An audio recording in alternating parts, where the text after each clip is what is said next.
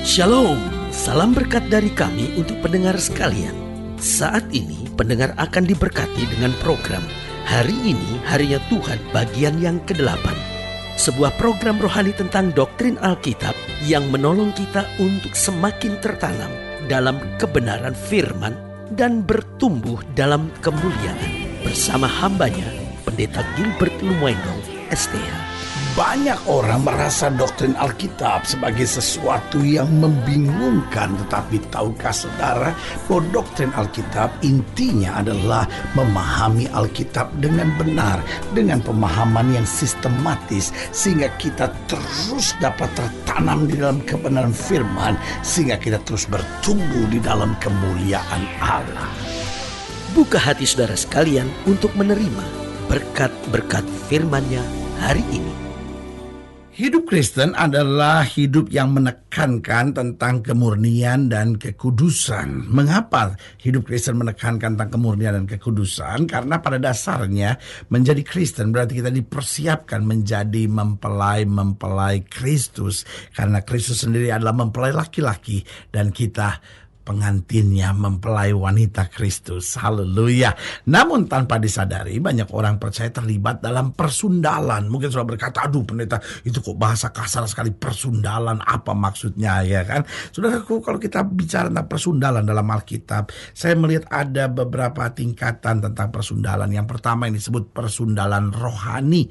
Apa itu persundalan rohani? Yaitu ketika orang yang sudah menerima Yesus, orang yang sudah percaya kepada Tuhan, tetapi masih berhubungan dengan kuasa-kuasa kegelapan, penyembahan berhala, itu termasuk persundalan rohani. Karena kita tidak bisa mengabdi kepada dua Tuhan. Kalau kita mengabdi kepada dua Tuhan, maka kita seorang pengkhianat, kita seorang pesundal, saudara-saudara. Iya kan? Lalu mungkin ada orang yang berkata, tapi saya tidak pernah pergi ke dukun, saya tidak pernah percaya paranormal, saya juga tidak pernah menyembah berhala, saya hanya baca aja apa kata bintang, itu kan cuman bacaan untuk lucu-lucu saja. Oh saudaraku, iblis itu licik. Dia bisa pakai sesuatu yang kelihatannya hanya lucu-lucu saja, tetapi tujuannya mengikat, membelenggu, dan bahkan mengutuk kehidupan saudara. Karena sebagai hamba Allah, saya hanya mau ingatkan kita anak Tuhan, hidup dalam kesucian, jangan bersundal secara rohani. Yang kedua, persundalan yang saya sebut persundalan iman. Apa itu persundalan iman? Itu ketika orang percaya, orang yang sudah bertobat, tetapi tidak memegang teguh imannya, bahkan kemudian menjadi murtad. Jadi artinya gini, dia sudah percaya kepada Kristus, tapi akhirnya dia pada prinsipnya kan semua agama sama, ya kan. Loh, saya mengerti dari mana kita memandangnya. Kalau kita memandang dari semua agama mengajarkan sorga, betul. Semua agama mengajarkan kebaikan, tidak salah. Semua agama mengajarkan yang benar, ya kenapa kita bilang beda? Kan semuanya sama. Semua agama juga mengajarkan neraka, semua agama juga mengajarkan tentang adanya setan dan adanya Tuhan, ya kan. Semua agama mengajarkan untuk kita harus hidup dalam kebaikan, semuanya baik. Tetapi saudaraku yang kasih dalam Tuhan, kekristenan bukan sekedar agama. Kenapa bukan sekedar agama? Karena agama upaya manusia untuk mencari Allah, tetapi kekristenan mengajarkan bahwa bukan kamu yang mencari aku, tetapi Allah sendiri yang turun menjadi sama dengan manusia untuk dapat menyelamatkan kita.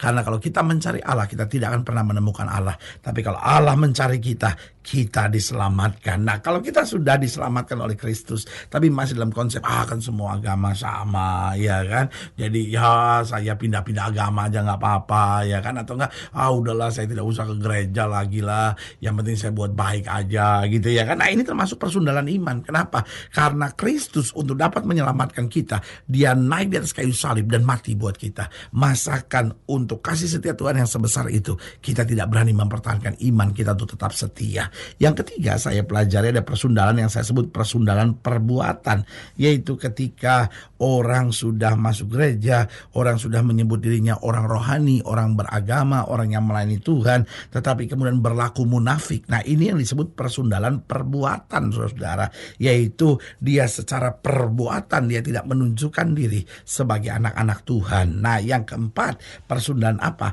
Persundalan seksual, ketika orang hidupnya tidak lagi berjalan dalam kesucian dalam tubuhnya. Dia pacaran, lakukan hubungan seks sebelum nikah, ya kan?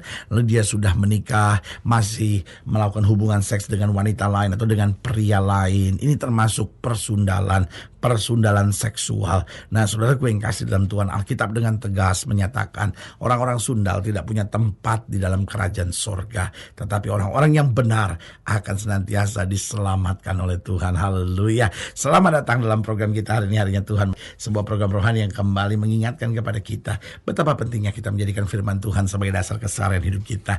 Karena selama kita jadikan firman Tuhan sebagai dasar keseharian hidup kita, langkah-langkah ke depan kita penuh dengan kepastian, kemenangan, berkat, mujizat, dan perkara-perkara besar. Haleluya. Dan dalam program ini kita memang sedang membahas tentang persundalan.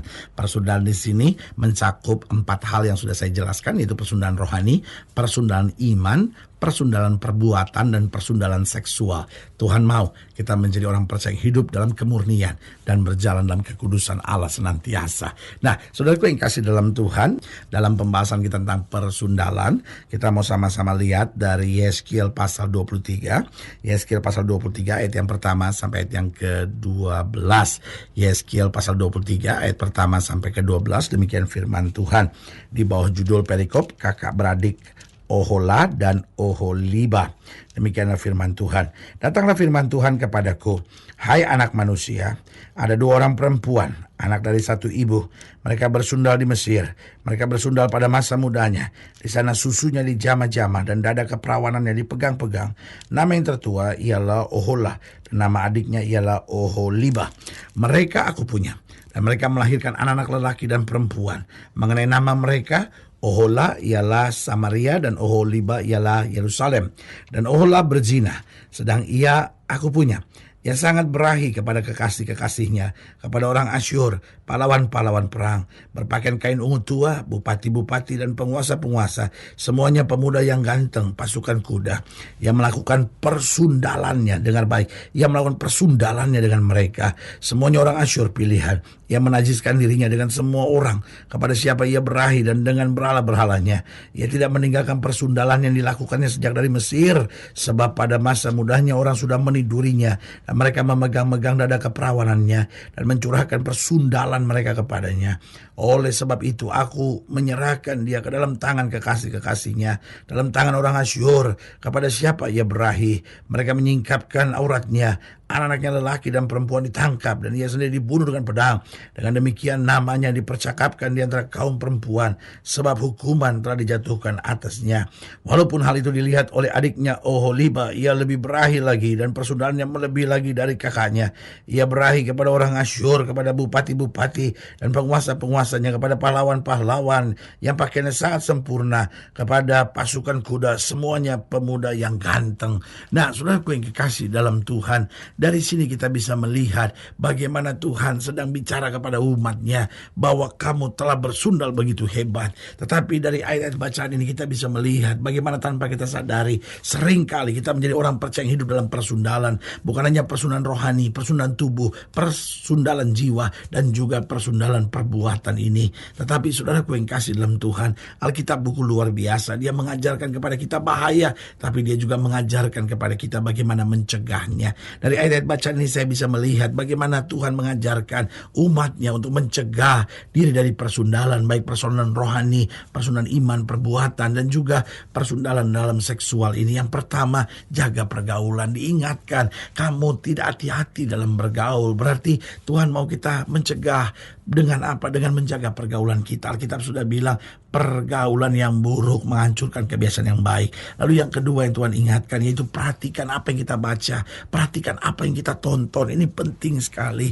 Kadangkala bacaan-bacaan yang kita baca itu sangat mempengaruhi kita. Banyak orang gak ada waktu lagi baca Alkitab. Yang dia baca cuma hal-hal duniawi, yang dia tonton cuma hal-hal yang membuat hidupnya lebih jauh dari Tuhan. Itu sebabnya perhatikan, sehingga kita dibangunkan. Karena apa yang kita baca, apa yang kita tonton sangat mempengaruhi pikiran kita. Itu bukan berarti hidup Kristen gak boleh ini, gak boleh itu. Tetapi saya mau beritahu, berilah tempat lebih kepada firman, berilah tempat lebih kepada hal-hal yang rohani, sehingga itu menjadi filter yang baik. Apapun yang kau baca, apapun yang kau tonton, jika tidak benar, difilter oleh firman Tuhan. Yang ketiga, bagaimana mencegahnya? Selalu hidup dengan firman.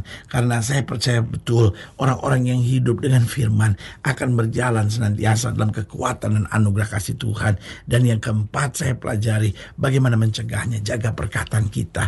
Jangan perkataan-perkataan kita perkataan negatif.